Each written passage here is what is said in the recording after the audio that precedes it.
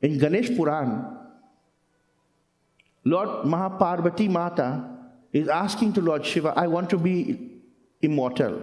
Because one day, when Lord Shiva went to have his bath in the Ganga, in the river, Mahaparvati was sitting there, and Narad Muni comes. So he says, Ma, where is my father, Bhagwan Shiva Shankar? Oh, he has gone to have his bath. But Narad Muni is a little troublemaker, He said, Ma, you never see Lord Shiva, notice how he has so much narmund, human skull around his neck? She said, yeah. She said, you ever ask him with that? She said, no. Narad said, must ask him, and he ran away. Mahaparvati is sitting there thinking, well, I will ask him. Bhagwan Shiv Shankar comes. After his bath, she says, Hena, why you just put on them skull like dead people's head? Why you have skulls as a garland around it? Lord Shiva smiled. He said, who tell you to ask me that? He said, Narad. He said, well, Devi, every time you die, I cut off your head and I keep your skull as a memory of you. So she said, well, I don't want to die anymore. Make me immortal. He says, I'll make you immortal, but the mantra is very long. So sit here quietly, I'll tell it to you. But every time I'm giving you one stanza of the mantra, you have to say ha. Ha meaning yes. So I know you're saying. So Lord Shiva takes his trishul and he sticks it in the ground, and the whole earth starts to shake like earthquake, and all the animals start to run. So no one will hear this mantra. Then he takes his damaru and he throws it on the ground, and fire starts, and it starts burning the forest, making sure no ants, nothing can hear. And tell Mahaparvati, sit now. As he's giving the mantra, and she's saying, ha. The mantra is very long. Time is going and going and going as he's reciting it to her. But the heat of the damaru that has caused the whole forest to become burnt, the heat has caused an egg in a tree to start to develop. And as the egg is having this little chick in it, this little baby, he's hearing in the egg, ha. But as he's hearing the mantra from the beginning, since Lord Shiva started, he himself starts to become transformed and immortal. And as he comes out of that egg, he's hearing ha. So parrot says, ha. And Mahaparvati getting, tired, she sleeps away. But the parrot is continuing saying, ha. When Lord Shiva opens his eyes, he sees Mahaparvati sleeping. He shakes her, he says, hey, you sleeping? He said, oh, I've fallen asleep. He said, well, who's saying ha? He said, I was. He said, no, when you're sleeping. And they see the parrot, and Lord Shiva takes his trishul to throw it at it, to kill it. And the parrot starts flying, and the trishul is going behind it. At that same time, Vyas Muni's wife got up in the morning to do prayer to Sukdevo. And as she offered her jal to Surya and she opened her mouth to say Om, the bird fly inside she mouth. It sounds like a story, but we are the first religion to tell you what goes in the mouth can go in the womb. And when you eat, it feeds the baby. We are the first religion that tell you what goes in the mouth will come out the air. When Hanuman went in Surasura's mouth, he came out through the ears. Because we can tell you this because we are so far scientifically developed than the Western world. And the parrot flies in her mouth and enters into her womb to hide. And Lord Shiva comes there and tries to scare this lady, telling her you have to, throw up this thing, otherwise I'll kill you. And the lady is scared, and Vyas Muni comes. He says, here what? Now this thing has gone into my wife. She is pregnant. When she makes this baby, I'll bring it to you, and you kill the child. Then Lord Shiva says, no. This child will become Sukdevo. Suk in Sanskrit, S-H-U-K, mean parrot. Shuk.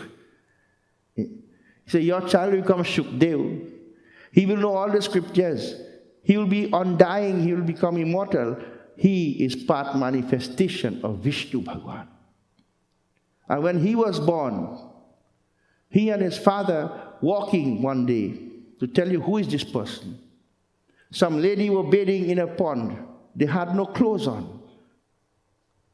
When Sukdevo ji passed, they all stood up and bowed to him. And when Vyas walked behind them, they dug in the water. So Vyas said, how is it that you stood when my son was walking, and when I passed, you dive into the water to hide your body? They say, because he is not body conscious. He does not see lust in anyone. He is a walking God. So we bow to him, but you, Vyas, you are a man because you still think of lust, so we had to hide ourselves from you. And Sukdevo ji having no clothes on. He's not conscious of the body. He's sitting there in front of the 88,000 rishis and munis. He is a Vishnu Bhagwan. Giving this pravachan, he is telling. So the katha that you are hearing is not written by a man, but God's narration to mankind. None of our scripture you ever see written by somebody, by a human being. The Tulsidas Ramayana is not written by Tulsidas. Go to Banaras. It is said when Tulsidas started to write, Hanumanji is telling him the katha. And Ganeshji is sitting in one side, and Saraswati Mata is correcting his grammar. That is why it's perfect. Tulsidas didn't write it. He wrote it down. It was narrated to him by Hanumanji. The Tulsidas Ramayana is not a translation of Valmiki. It is the Hanuman take on the Ramayana. So we come back to Katha, just to show you, it's God that does speak to Hindus. It is God who makes the scripture for Hindus. Our scriptures never went through any people, any man, any society to say this is the right thing and this is the wrong thing. As God spoke, it is recorded.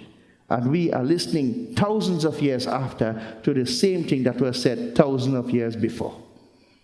Nothing has changed.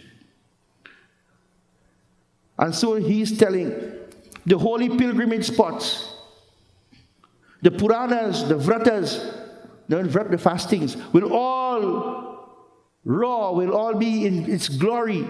Everyone will say we have to go on Tirat, we have to go pilgrimage. Everyone will say we have to fast for this festival or whatever. Everyone will say we will listen to every Puranas. But when people hear the Devi Bhagavad properly, the end of all their miseries will come.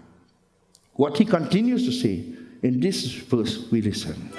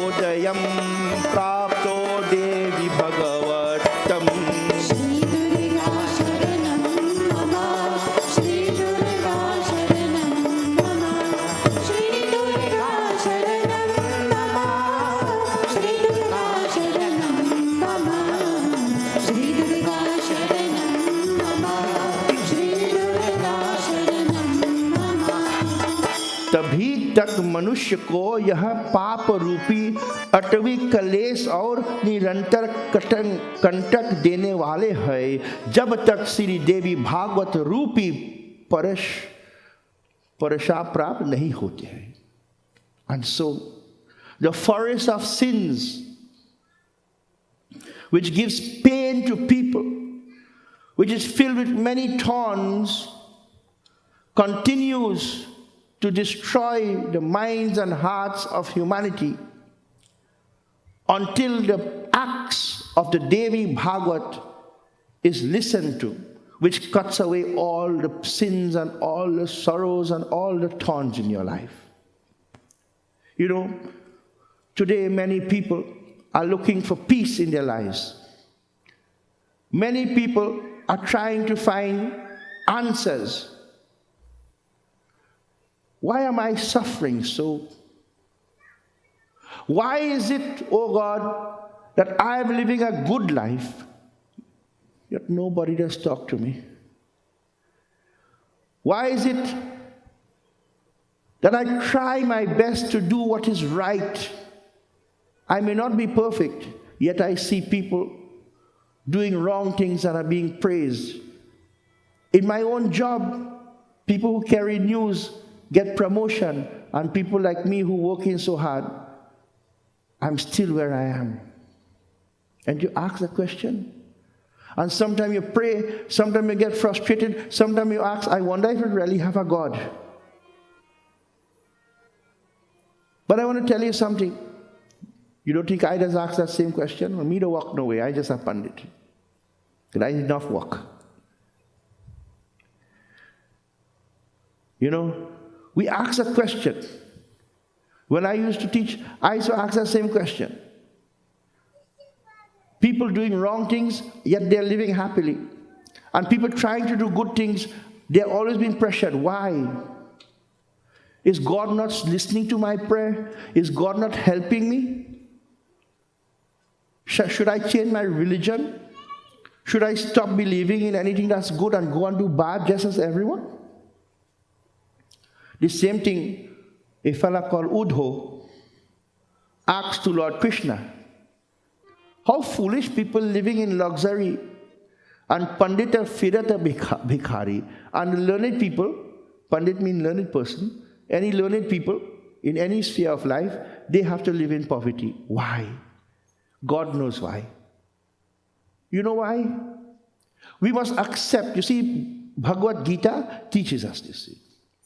Unless you don't become contented, this is what Devi Bhagavad is teaching us.